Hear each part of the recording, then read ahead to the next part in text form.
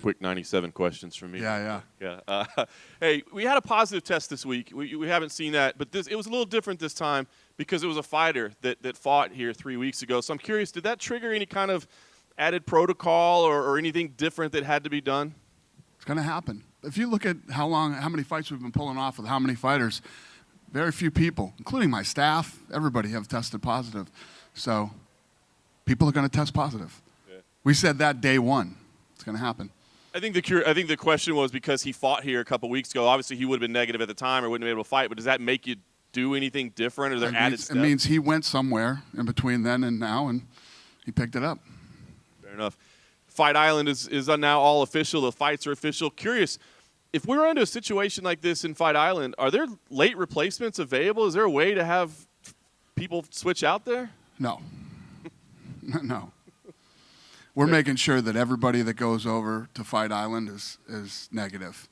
We're going to make sure everybody's tested. Nice.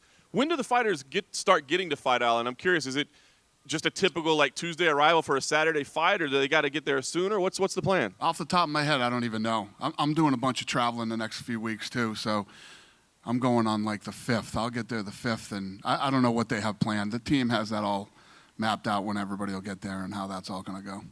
You had a big, bunch of bout announcements yesterday. I think one big one that's out there that we don't know yet is Adesanya and Costa. Everybody's looking forward to that fight. What can you tell us on the update of what's going on with that one? Well, there really isn't an update on that one. I was talking to Megan O'Leary, and I was laying out how champions are fighting number one contenders right now, all across the board, which is cool. And, the fights that we have lined up for this summer are awesome. August is ridiculous. August is insane. And then you know how that usually works out as we end the year going into the fall. There's always killer fights going into the fall too. So, I mean, with all the madness that's going on in this world right now, this thing is just it's so good right now. Everything is so good right now in the UFC world. Is it delay with them? Is it contractual stuff, getting it done? I mean, that's the fight to make, right? That's the fight everybody wants to see. What? Adesanya. Oh yeah. No, that fight's happening. Yeah. Fair enough.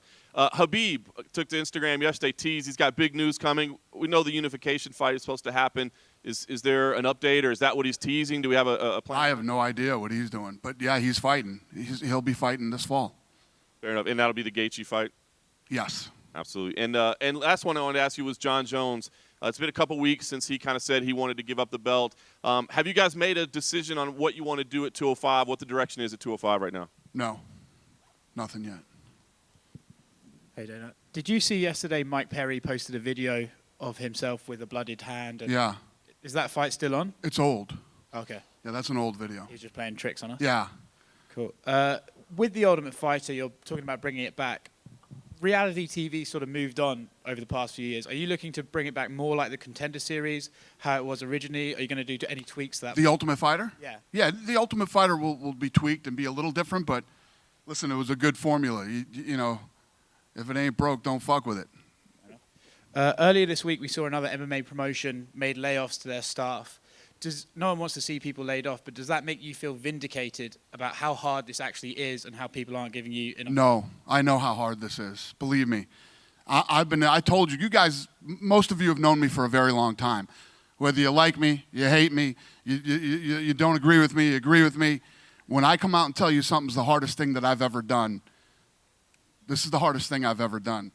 And you know, there were a lot of powerful forces battling against us for it not to happen. And I don't wish that on anybody. I know everybody, you know, thinks that I hate all these. I don't hate all these other groups. All these other groups need to survive for this thing to work for everybody. And, you know, people getting laid off and losing their jobs. And no, I don't wish that on anybody, ever.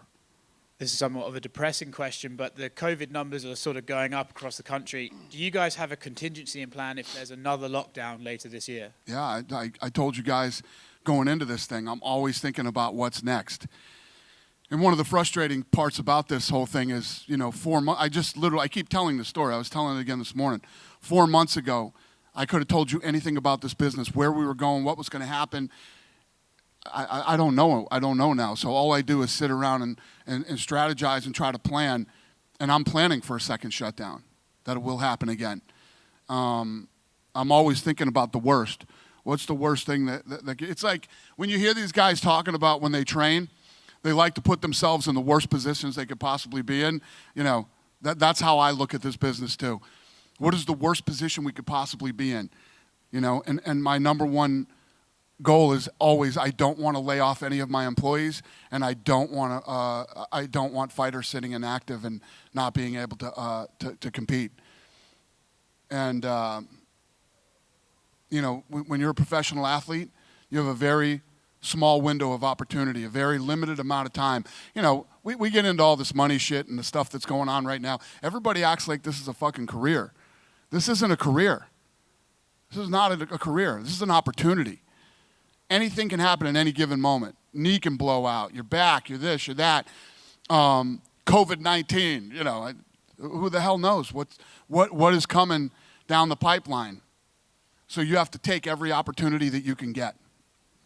If there was a second lockdown in the United States of America, would it be possible that you could just move essentially the whole company to Abu Dhabi for like months at a time? I don't know. Even Abu Dhabi shut down when this thing happened. Is that one of the hardest challenges about this entire thing, is that it literally you just can't plan?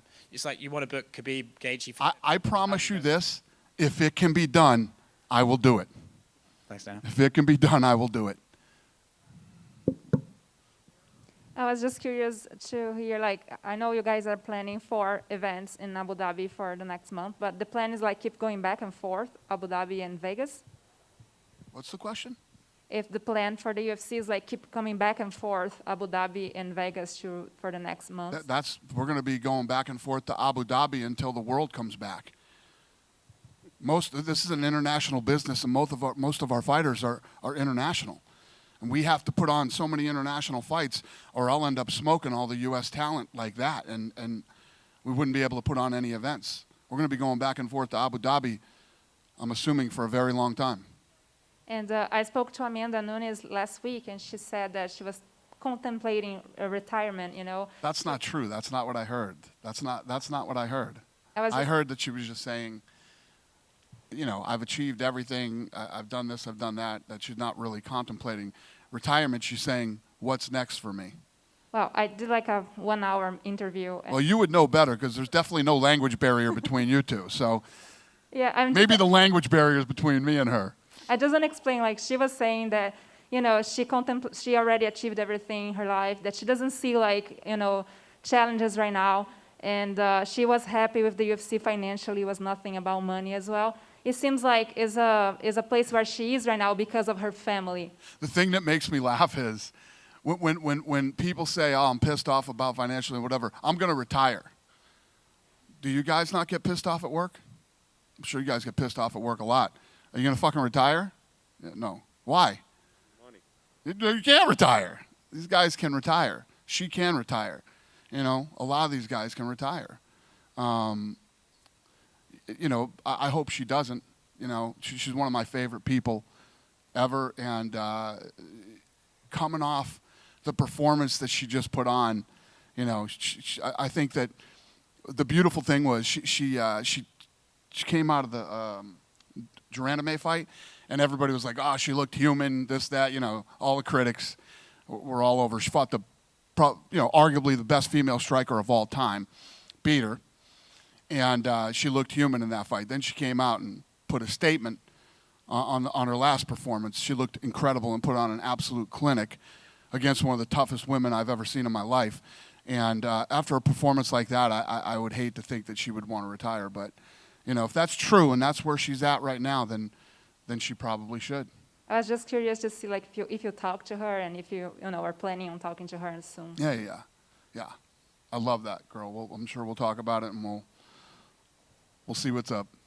I'm just going to give her some time. You know, they're having a baby, and you know, she's got a lot of cool things going on in her life. I think she's at the point now. You know, she's got a lot of money, and she's probably starting to enjoy herself. And you know, everything changes when you got a lot of money. And I just have some questions about the Brazilians fighting next month in the Fight Island, you know, starting with Jose Aldo that is going to face Peter Yan, you know, for the bout. What do you think about that fight, you know, and Jose Aldo fighting for the title. For Brazil, is a huge thing, but a lot of people were also criticizing because he's coming from a loss. What's the question? Just, There's three things at play here. I don't hear well. You have a mask on and an accent. All three of those are disaster I'll for try me. like this. So, can you talk about Jose Aldo and Peter Yan fighting for the Bantamweight title? You know, a lot of people were criticizing Aldo because he's coming from a loss. You know. Yeah. Well, I mean, I've pretty much said a million times how I feel about that. You know, a lot of people thought he won the fight. Jose Aldo's one of the tough. That's the kid that Cejudo wanted. So you know, that he was next in line for the title shot. How do we go back now and tell him Cejudo retired, so you know you don't get the fight? And if people disagree with that fight, you know my point of view on that. Don't watch it.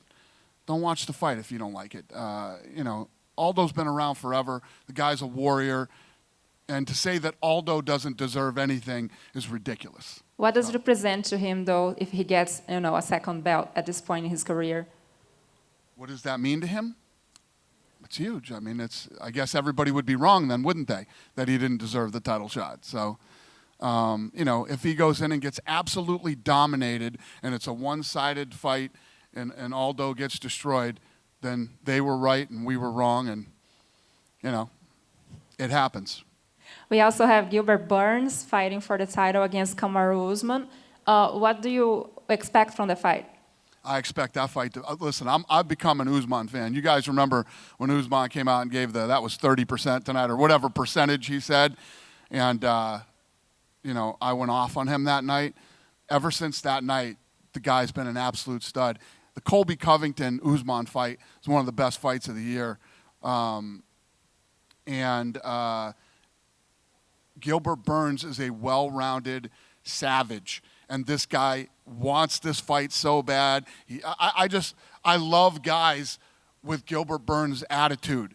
Going in against a guy like Usman, I think the fight's going to be incredible. I think it's going to be an incredible main event, and I'm looking very forward to it. My last one is Davidson Figueiredo against Benavidez, you know, like a rematch that, you know, the first time he didn't make weight. Are anything in place like to make sure that he's going to wait this time? I mean, you know, there's only so much we can do to make sure that somebody's coming in on what we weigh them. We stay on top of them. You know, we make sure that if they need help, they're connected with the UFC Performance Institute and getting, you know, help from them. If they need help with food, we got, you know, Trifecta. You know, we have all these things in place that can help these guys, but they have to want to help themselves and they have to work with us. And you know, the only thing to do in this position was to make this fight again. And Benavidez is another guy who's a great guy, has been around forever. You know, the decision was to do the fight again. And so hopefully everything goes right this time. Thank you. Thank you.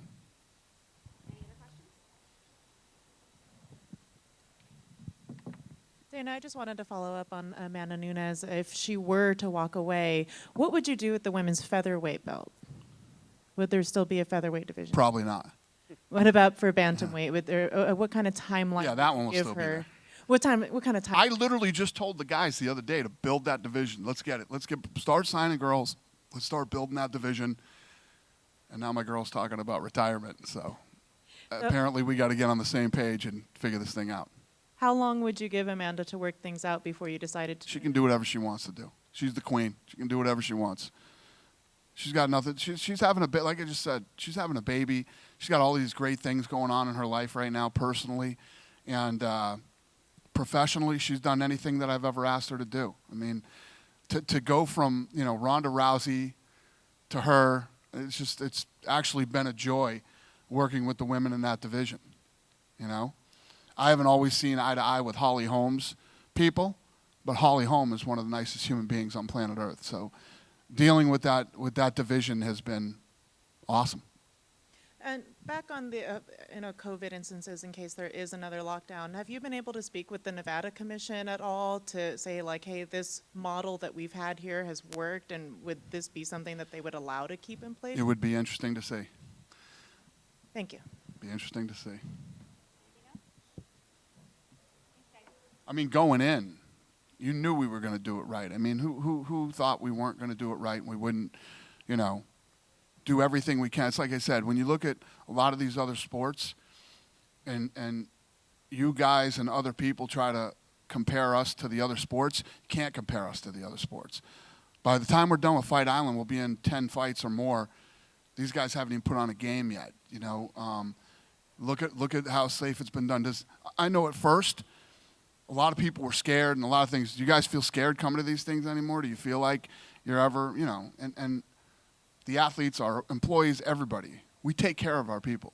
You know, I know that there's always the thing about, you know, oh, we don't make enough money. That shit's going to go on forever. Forever long I'm here, and then long after I'm gone, there's going to be shit about nobody makes enough money. But nobody can ever say that we don't take care of our people, from, you know, whether it's you guys, the commission, our employees, the fighters, corners, whoever it is. We're going to make sure that everybody that comes to a UFC event is safe.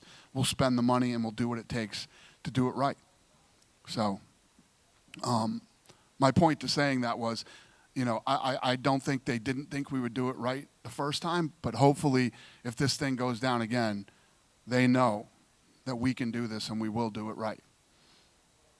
If not, plan B, which I don't have yet.